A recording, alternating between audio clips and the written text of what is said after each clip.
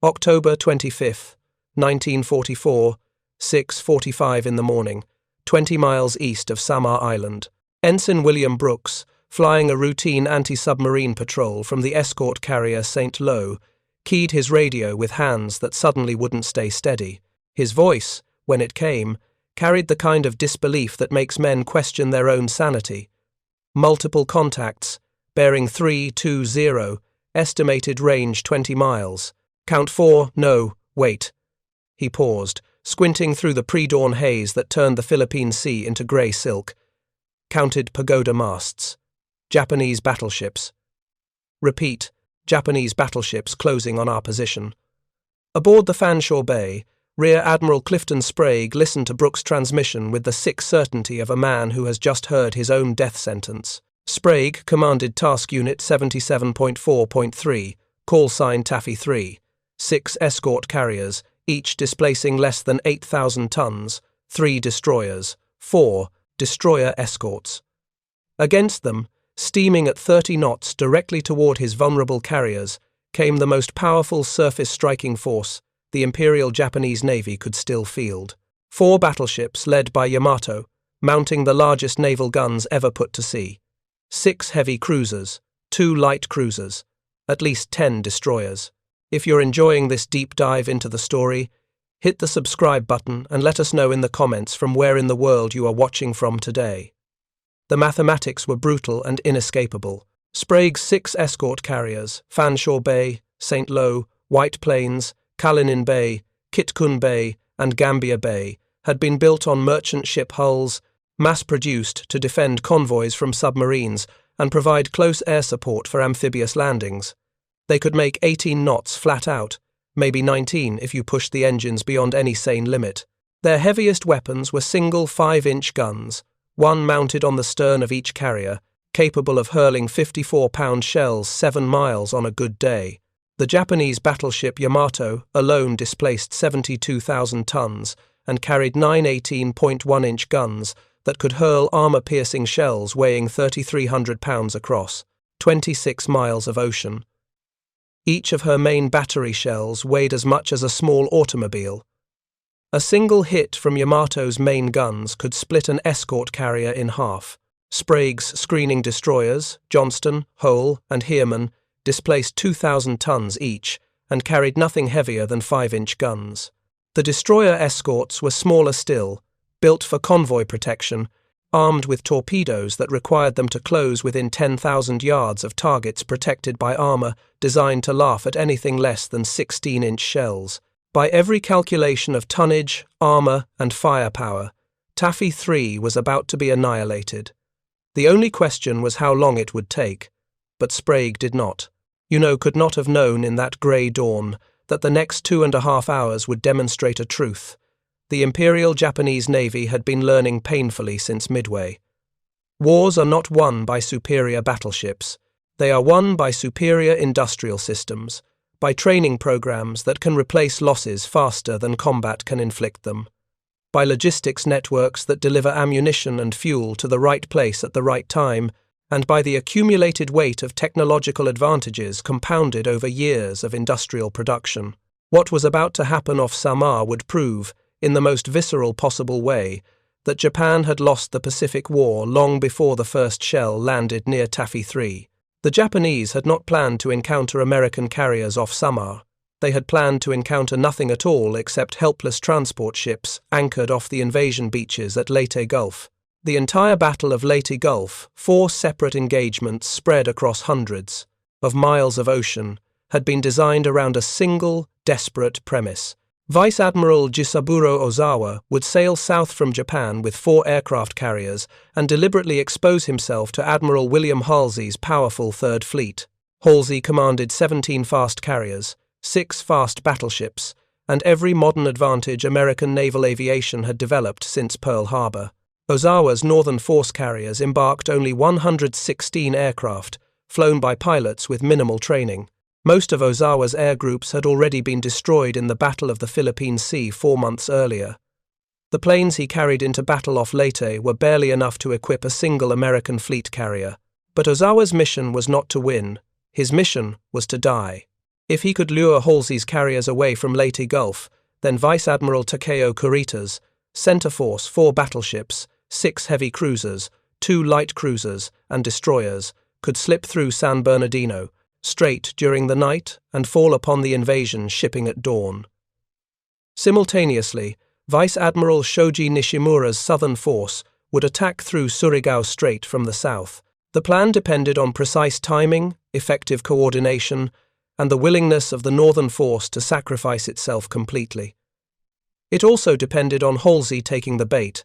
On the evening of October 24th, Halsey took the bait. His scout planes had located Ozawa's carriers 200 miles north of Leyte. Here, finally, were the Japanese carriers that had been absent from every major engagement since the Philippine Sea. Here was the opportunity to destroy Japan's carrier striking force once and for all. Halsey radioed Admiral Thomas Kinkaid, commanding the 7th Fleet, covering the invasion beaches. Central force heavily damaged, according to strike reports. Am proceeding north with 3 groups to attack carrier forces at dawn. Then he took his entire fleet, all 17 carriers, all 6 battleships, all his heavy cruisers, and headed north. Kinkaid received Halsey's message and assumed, reasonably, that Halsey had left at least some covering force to guard San Bernardino Strait. Earlier that afternoon, Halsey had issued a preparatory order forming Task Force 34 under Admiral Willis Lee, consisting of the 6 fast battleships and supporting cruisers and destroyers. The order stated that TF-34 would be formed when directed by me. But Kinkaid's radio operators intercepted the order and interpreted it as meaning TF-34 had already been formed and was guarding the strait. Halsey never corrected this misunderstanding. When he went north, he took every ship with him. San Bernardino Strait was left completely unguarded. Kurita's center force had taken devastating punishment crossing the Sibuyan Sea on October 24th. American carrier aircraft had sunk the super battleship Musashi after 5 hours of sustained attacks. 5 torpedoes and 17 bombs had been required to send the 72,000-ton battleship to the bottom. 2 heavy cruisers had been crippled by submarine attacks. Kurita had briefly reversed course, appearing to retreat, but after nightfall he had turned east again and pushed through San Bernardino Strait at 3 in the morning on October 25th. At 6:37 a.m., lookouts on Yamato spotted the masts of what they thought were fleet carriers on the southern horizon. Kurita, not knowing that Halsey had gone north, assumed he had encountered elements of Halsey's 3rd Fleet. He immediately ordered a general attack, releasing his ships to pursue independently rather than maintaining formation. The Japanese ships increased to flank speed and opened fire at extreme range. The first 18-inch shells from Yamato began falling near the American carriers at 6:58 a.m., creating waterspouts that rose higher than the escort carriers' masts. Red, yellow, green, and purple dye markers colored the shell splashes, each color indicating a different ship so Japanese gunners could spot their fall of shot. Admiral Sprague faced an impossible decision. If he turned east and ran directly away from the Japanese, he would lead them away from Leyte Gulf and the vulnerable transports. But the Japanese ships were faster. They would overtake his carriers within 2 hours and sink every one. If he turned south, he would be heading toward the other 2 task units of the escort carrier group Taffy 1 and Taffy 2, but that would take time his carriers did not have. The Japanese battleships and cruisers could close the range faster than his escort carriers could widen it. Sprague ordered his carriers to launch every aircraft immediately. Pilots ran to planes that had been armed for ground support missions against Japanese troops on Leyte. The Grumman FM-2 Wildcats carried machine guns and nothing else. The Grumman TBF Avenger torpedo bombers carried depth, charges meant for submarines, or general-purpose bombs meant for trucks and supply dumps. Almost none carried armor-piercing bombs. Almost none carried torpedoes capable of threatening battleships. It did not matter. Sprague needed those planes in the air, attacking Japanese ships, drawing attention away from the carriers. Every minute the Japanese spent evading air attacks was a minute his carriers stayed alive. He ordered his destroyers and destroyer escorts to make smoke. Thick black clouds began pouring from the escort ship's stacks, as they burned fuel oil in their boilers and injected it into their exhaust. The smoke screen spread across miles of ocean, obscuring the carriers from Japanese gunners. Then Sprague turned his carriers into the wind toward the Japanese to launch aircraft. For agonizing minutes, the carriers had to maintain course and speed while planes clawed their way into the air.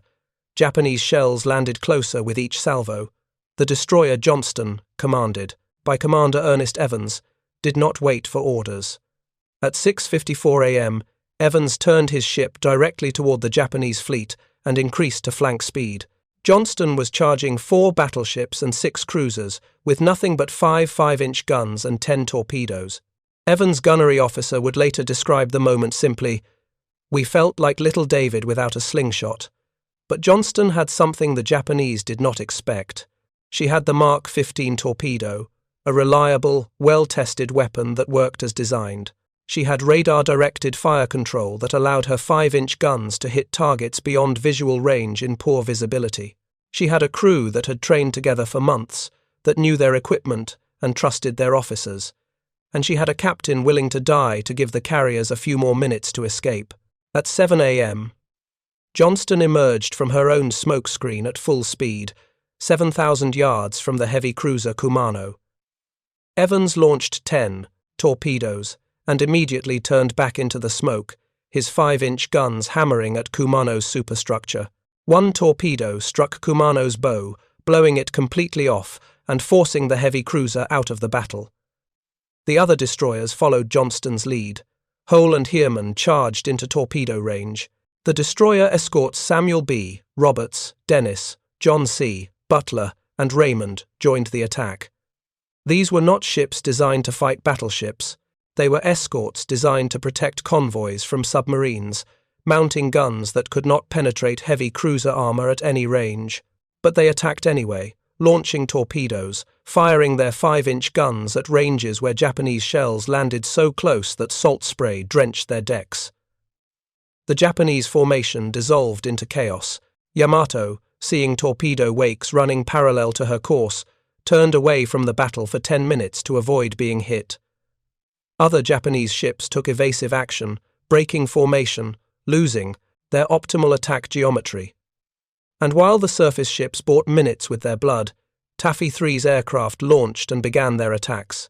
Wildcats and Avengers dove on Japanese cruisers and battleships, dropping depth charges that could not penetrate armor, firing machine guns that could not hurt heavily armored ships, strafing bridge superstructures with 50 caliber bullets that killed lookouts and fire control personnel, but could not sink ships. When they ran out of ammunition, the pilots made dry runs, diving at Japanese ships with empty guns, forcing Japanese gunners to waste ammunition firing at attackers who posed no threat.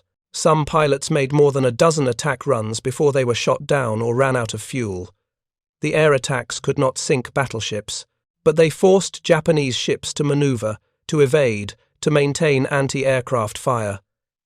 Every turn away from an imagined torpedo threat was a turn away from the optimal course to intercept the carriers. Every minute spent tracking aircraft was a minute not spent concentrating fire on the escort carriers. The cumulative effect of dozens of attacks, each individually ineffective, was to disrupt Japanese coordination and buy time. At 7:50 a.m., Japanese shells began hitting the carriers. Kalinin Bay took 15 hits from 8-inch and 14-inch shells. Anyone should have sunk her. But the Japanese were firing armor-piercing shells designed to penetrate battleship armor before exploding. Against the thin-skinned escort carriers, the shells passed completely through the ships without detonating, leaving holes but not exploding inside the hull. The carriers stayed afloat. White Plains took a near miss that buckled her hull plates and knocked out her steering. Gambia Bay, the rear carrier in the formation, began taking concentrated fire from multiple Japanese cruisers. At 8:11 a.m., shells knocked out her engine room. Dead in the water, under fire at point-blank range, Gambia Bay capsized and sank at 9:07.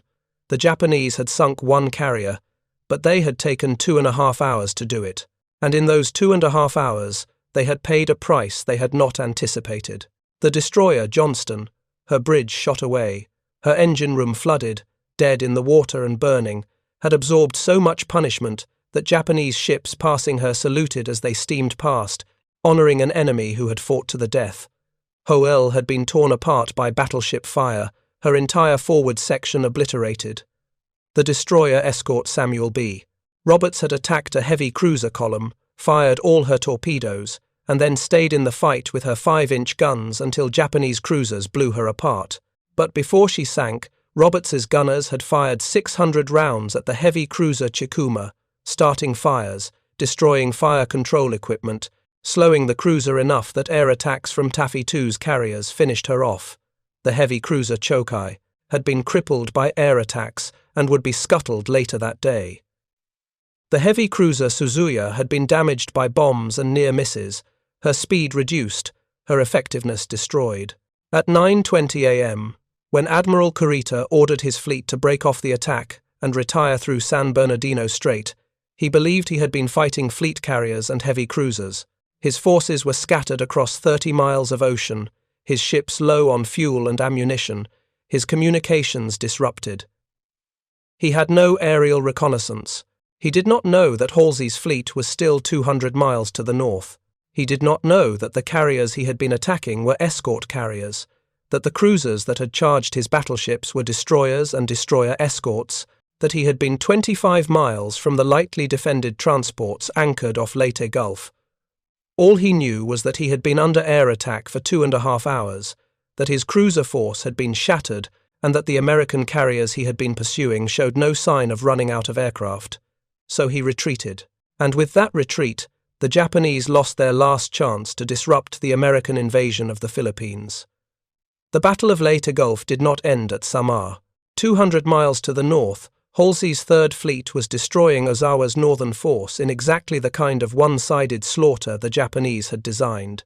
American carrier aircraft flew 527 sorties against the 4 Japanese carriers. By nightfall on October 25th, all 4 carriers had been sunk. Zuikaku, the last survivor of the Pearl Harbor attack, went down at 2:14 p.m., her flight deck shattered by bombs, her hangar deck torn open by internal explosions. The light carriers Chitose, Chiyoda, and Zuiho followed her to the bottom. Ozawa had succeeded in his mission. He had lured Halsey away from Leyte Gulf, and his carriers had been destroyed exactly as planned. But the sacrifice had been wasted, because Kurita had retreated before reaching the invasion beaches. The paradox of the battle off Samar reveals itself most clearly when examined through the lens of what Japan believed about warfare and what America had built to wage it. The Imperial Japanese Navy had entered the Pacific War with a doctrine built around the decisive battle, the single climactic engagement that would shatter enemy resolve and force a negotiated peace. Japanese naval thinking, inherited from decades of study and preparation, emphasized quality over quantity, individual excellence over mass production, the superior spirit of Japanese warriors over the industrial capacity of potential enemies. This doctrine had worked brilliantly in 1905, when Admiral Togo's fleet destroyed the Russian Baltic Fleet at Tsushima. It had seemed to work in 1941 and 1942, when Japanese forces swept across the Pacific, conquering an area larger than Europe in 6 months. But by October 1944, the doctrine had collided with a reality that Japanese planning had never adequately considered. Modern industrial warfare rewards nations that can absorb catastrophic losses and continue fighting, that can replace destroyed equipment faster than combat can destroy it, that can train replacement personnel in numbers sufficient to offset attrition. Quality matters, but only if you can maintain quality while also producing quantity. The 6 escort carriers of Taffy Three represented American industrial capacity in its purest form. Each carrier had been built in less than 6 months, using mass production techniques developed for merchant shipping. The Kaiser Shipbuilding Company in Vancouver, Washington, had perfected the process. Prefabricated sections were constructed in assembly halls, then welded together on the ways. Workers who had never built ships before were trained on specific tasks and organized into teams that could assemble a carrier from keel laying to launch in 150 days. By October 1944, American shipyards had produced 50 Casablanca-class escort carriers. The United States was building 1 escort carrier every week. The The Japanese had built 3 escort carriers during the entire war. When one was sunk, it could not be replaced. When an experienced pilot was killed, training another required months or years that Japan no longer possessed.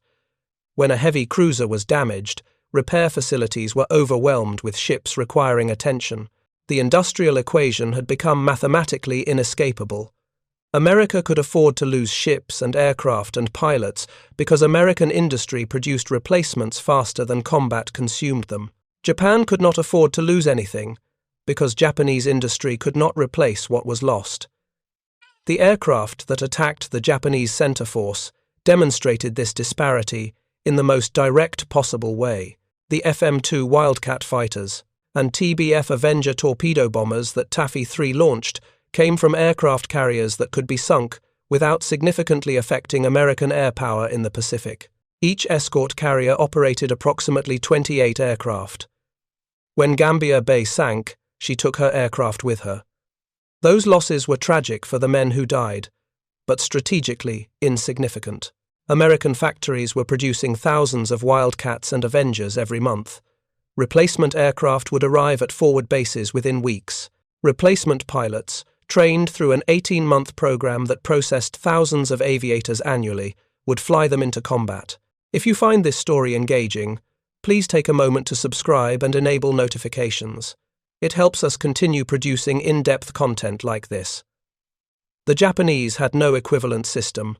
When Ozawa's 4 carriers went down off Cape Engano, Japan lost not just the carriers, but the institutional capability to operate carrier air power. The pilots were gone, killed in previous battles or assigned to land-based units defending the home islands. The training infrastructure that might have produced replacements had collapsed under fuel shortages and the relentless pressure of American submarine warfare.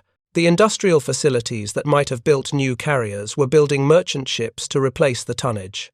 American submarines were sending to the bottom at a rate of more than 100,000 tons per month. The torpedoes that American destroyers and destroyer escorts launched at the Japanese center force embodied years of engineering, development, and quality control that the Imperial Japanese Navy had never achieved. The Mark 15 torpedo, carried by American destroyers at Samar, worked reliably. It ran at the depth set by the torpedo officer. It exploded when it hit a target. Its guidance system kept it on course over ranges exceeding 10,000 yards. American submariners had spent the first 2 years of the war fighting with defective torpedoes whose magnetic exploders failed, whose depth-keeping mechanisms drove them too deep to hit targets, whose contact exploders broke on impact without detonating. Those problems had been identified, analyzed, and fixed through systematic testing and engineering redesign. By 1944, American torpedoes worked as designed. Japanese torpedoes, by contrast, had started the war as excellent weapons and deteriorated as quality control collapsed under wartime production pressures. The Type 93 Long Lance torpedo, carried by Japanese destroyers and cruisers, was theoretically superior to any American torpedo. It ran on oxygen instead of compressed air, leaving no wake to alert targets. It carried a warhead twice as large as American torpedoes. It could reach ranges exceeding 20,000 yards. But by 1944, quality control in Japanese munitions factories had degraded to the point where torpedoes frequently malfunctioned. Warheads failed to detonate. Guidance systems sent torpedoes off course. The theoretical superiority meant nothing if the weapons did not work reliably in combat. The same pattern extended to every aspect of the battle. American radar could detect Japanese ships at ranges exceeding 30 miles and track them continuously. Fighter directors aboard the escort carriers could vector aircraft to targets using radar information, coordinate attacks, warn pilots of threats. Japanese ships carried radar, but it was less capable than American radar, less reliably maintained, and most critically, not integrated into fire control and fighter direction systems with the effectiveness that American ships achieved. Technology mattered, but only if the technology worked reliably, and operators were trained to use it effectively. The ammunition that American 5-inch guns fired incorporated proximity fuses that detonated automatically when shells passed near aircraft, creating airbursts that increased the probability of hitting maneuvering targets. The fuses used vacuum tubes, a technology that required sophisticated manufacturing capability and quality control. American industry could produce proximity fuses by the millions. Japanese industry could not replicate the technology at all. The cumulative effect of thousands of small technological advantages, none individually decisive but collectively overwhelming, manifested in combat as American ships that could hit targets at longer ranges, detect threats earlier, and coordinate responses more effectively than Japanese ships with theoretically comparable capabilities. The pilots who attacked the center force had been trained through a system designed to produce competent aviators in numbers sufficient to sustain operations indefinitely. The standard Navy flight training program in 1944 consumed 18 months and 500 flight hours before a pilot reached an operational squadron. Additional training in the squadron, under the supervision of experienced combat veterans rotated back from the front lines, added another 100 to 200 hours before the pilot flew his first combat mission. The training infrastructure stretched across dozens of bases in the continental United States, insulated from attack, supplied with unlimited fuel, staffed by instructors who could focus on teaching without worrying about survival. Japanese pilot training had collapsed under pressures that the system could not accommodate. Fuel shortages forced reductions in flight hours. By early 1944, Japanese pilots were graduating with 200 flight hours. By late 1944, some finished with only 40 hours of actual flight time. The pre-war Japanese system had produced pilots with 600 to 800 flight hours over training periods, stretching 3 to 4 years. Those pilots were among the finest in the world, but they were dead, killed in battles at Midway, in the Solomons, at the Philippine Sea. The replacements who flew in late 1944 had neither the training time nor the experience to survive against American pilots with 3 to 5 times their flight hours. The aircraft carriers that launched strikes against Ozawa's northern force embodied American industrial supremacy in its most visible form. Halsey's Task Force 38 included 5 fleet carriers and 12 light carriers, operating more than 1,000 aircraft. The fleet carriers' Essex-class ships, displacing 27,000 tons, had been designed before the war, but built during it, incorporating lessons learned from combat. American shipyards built 24 Essex-class carriers during World War II. They were designed for mass production, with standardized equipment, modular construction, and repair facilities located throughout the Pacific that could fix battle damage and return ships to combat within weeks. The Leyte carriers had been converted from light cruiser hulls, a compromise design that produced carriers faster than fleet carriers could be built, while America's shipbuilding capacity expanded. Independence-class light carriers displaced 11,000 tons and operated 33 aircraft. They were smaller, less capable, and more vulnerable than fleet carriers, but they were available in numbers that Japan could not match. 9 Independence-class carriers were built during the war. Their purpose was not to be optimal designs, but to be adequate designs that could be built quickly enough to maintain overwhelming numerical superiority. Japan had built 3 fleet carriers during the war: Taiho, Shinano, and Unryu. Taiho had been sunk at the Philippine Sea in June 1944.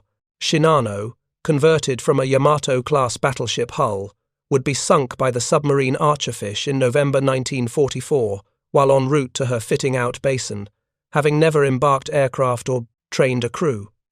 Unryu would be sunk by the submarine Redfish in December 1944.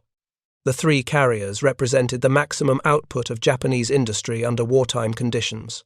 They were excellent ships individually, but there were only 3 of them, and all 3 would be destroyed before carrying out a single combat operation. The mathematics were brutal. American industry produced 155 aircraft carriers of all types during World War II. Japan produced 25. The ratio 6-to-1 in America's favor determined the outcome of the Pacific War more surely than any tactical decision made by any admiral on either side. Wars between industrial powers are won by the side that can produce weapons and supplies and replacement personnel faster than combat can consume them. The Battle of Leyte Gulf demonstrated this principle with pitiless clarity. The men who fought off Samar could not know they were demonstrating industrial principles. They were focused on survival, on hitting targets, on keeping their ships afloat under impossible conditions. Commander Ernest Evans, commanding the destroyer Johnston, did not think about industrial capacity when he charged 4 battleships at 7 a.m. on October 25th. He thought about giving the carriers behind him a few more minutes to escape. When Japanese shells destroyed Johnston's bridge, killed and wounded half her crew, knocked out her engines, and left her dead in the water, Evans stayed on what remained of his bridge, directing damage control, encouraging his crew, refusing to surrender. Japanese destroyers finished off Johnston with gunfire at 9:45 a.m. Evans went down with his ship. He was posthumously awarded the Medal of Honor. Lieutenant Commander Robert Copeland, commanding the destroyer escort Samuel B. Roberts, did not think about industrial capacity when he ordered his ship to attack the heavy cruiser column at 7:35 a.m. He thought about protecting the carriers. Samuel B. Roberts displaced 1,370 tons, mounted 2 5-inch guns, and carried 3 torpedoes. The heavy cruisers she was attacking displaced 13,000 tons each, mounted 10 8-inch guns, and were protected by armor that 5-inch shells could not penetrate at any range. Roberts launched her 3 torpedoes at the cruiser column, then stayed in the fight with her 5-inch guns, firing continuously for more than an hour until Japanese cruisers bracketed her with salvo after salvo of 8-inch shells. At 8:51 a.m., a shell detonated in Roberts' engine room. The explosion broke the ship's back. She sank at 10:05 a.m. 120 men died. Survivors floated in the Philippine Sea for 50 hours before being rescued. The destroyer escort received the Presidential Unit Citation for extraordinary heroism. The pilots who made dry runs after expending their ammunition did not think about industrial capacity. They thought about keeping Japanese gunners distracted, keeping Japanese ships maneuvering, buying minutes for the carriers. Lieutenant Paul Garrison, flying a Wildcat from Kitkun Bay, made 12 attack runs against Japanese cruisers after firing all his ammunition. On his final pass, so low over a Japanese cruiser that he could see faces on the bridge, Garrison's plane took a direct hit from anti-aircraft fire. He did not survive. The Distinguished Flying Cross, awarded posthumously, noted that his actions had contributed materially to the defense of the task unit, but their individual courage, essential as it was, would not have mattered without the industrial system that put them in position to demonstrate that courage. Johnston could charge battleships because American shipyards had built 250 Fletcher-class destroyers during the war, enough that losing one destroyer, however tragic, did not significantly weaken American naval power. Samuel B. Roberts could sacrifice herself because American shipyards were producing destroyer escorts at a rate of several per month. The pilots could make dry runs because American factories were producing aircraft faster than combat could destroy them. The heroism was real, but the heroism was sustainable only because American industry could replace losses indefinitely. Japan could not replace losses. When the heavy cruiser Kumano lost her bow to a torpedo from Johnston, repair facilities in the Philippines could not fix her. She limped back toward Japan, was attacked repeatedly by American aircraft and submarines, and finally sank on November 25th off Luzon. When the heavy cruiser Chikuma was crippled by air attacks from Taffy 2, no repair facilities were available. She was scuttled by Japanese destroyers to prevent capture. When the heavy cruiser Chokai was damaged by aircraft from Taffy 1, she could not be towed to safety. She was scuttled that evening. The loss of 3 heavy cruisers in one battle could not be made good. Japanese industry was not building replacement cruisers. The ships lost at Leyte were simply gone. The Battle of Leyte Gulf cost Japan 3 battleships, 1 fleet carrier, 3 light carriers, 6 heavy cruisers, 4 light cruisers, and 11 destroyers. These losses were irreplaceable. More critically, the battle demonstrated beyond any doubt that Japan could no longer contest American control of the seas around the Philippines. The destruction of Ozawa's carriers eliminated the last possibility of meaningful carrier operations. The decimation of Kurita's cruiser force, reduced the combined fleet's ability to conduct surface operations. The annihilation of the southern force at Surigao Strait eliminated any possibility of coordinated multi-axis attacks. After Leyte Gulf, the Imperial Japanese Navy ceased to exist as a strategic threat. It would never again sail in such force. American losses at Leyte Gulf amounted to 1 light carrier, 2 escort carriers, 2 destroyers, 1 destroyer escort, and approximately 200 aircraft. These losses were tragic for the men who died, but strategically insignificant.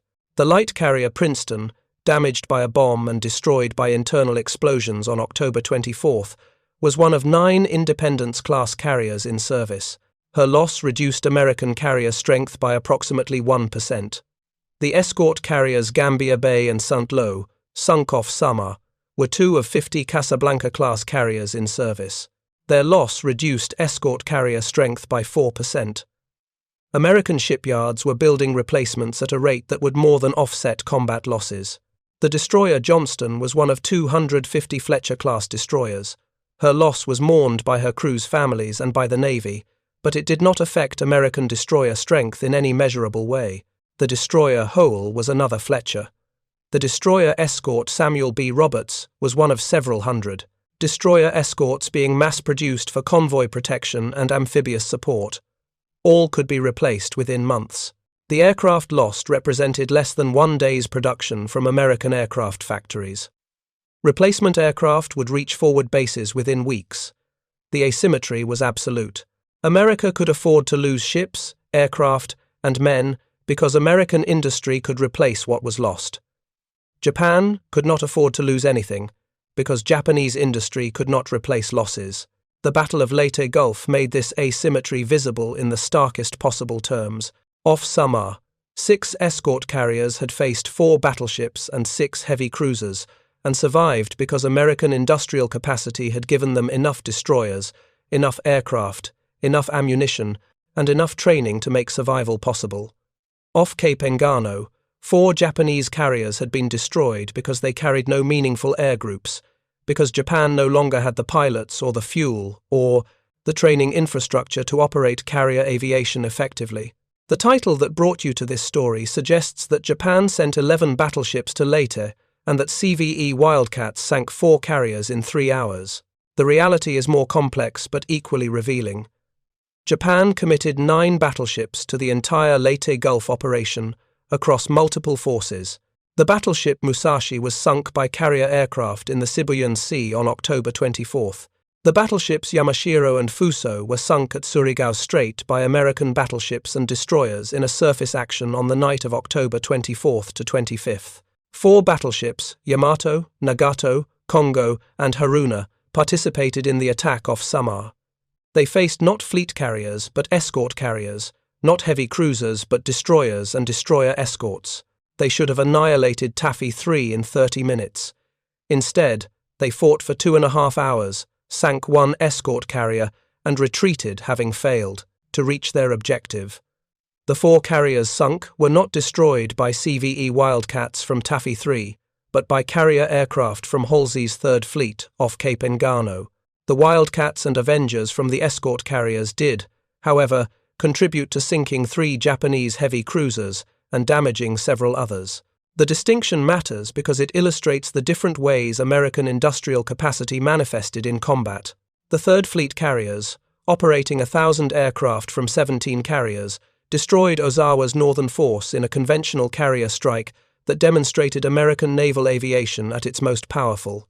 The escort carriers off Samar, operating 165 aircraft from 6 small carriers, demonstrated American industrial capacity in a different way by surviving an encounter with battleships and cruisers that should have destroyed them completely.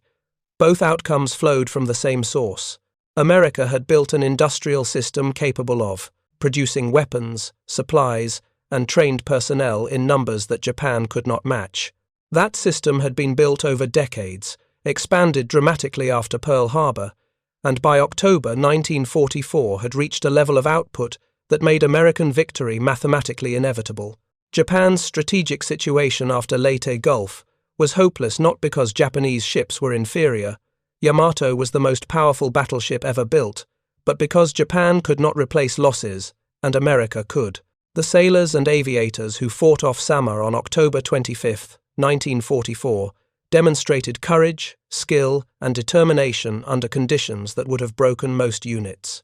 But their courage would not have mattered without radar-directed fire control, without reliable torpedoes, without proximity-fused ammunition, without aircraft that worked as designed, without an industrial system that could replace losses faster than combat could inflict them.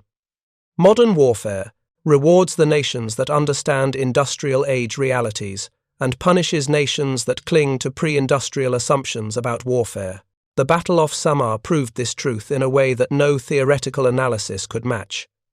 6 escort carriers survived because American industry had given them the tools to survive. 4 Japanese carriers were destroyed because Japanese industry could not give them the tools to fight effectively. The lesson, harsh but clear, is that wars between industrial powers are won in factories, in training bases, in the unglamorous logistics of supply and maintenance and replacement. Tactics matter, training matters, courage matters, but none of it matters more than the industrial capacity to sustain operations indefinitely while replacing losses continuously. Admiral Chester Nimitz wrote afterward that the success of Taffy Three off Samar was nothing short of special dispensation from the Lord Almighty. But divine intervention was not required. What was required was an industrial system that could produce ships and aircraft and trained personnel faster than combat could destroy them. America had built that system. Japan had not. The outcome was inevitable. Thank you for watching. For more detailed historical breakdowns, check out the other videos on your screen now, and don't forget to subscribe.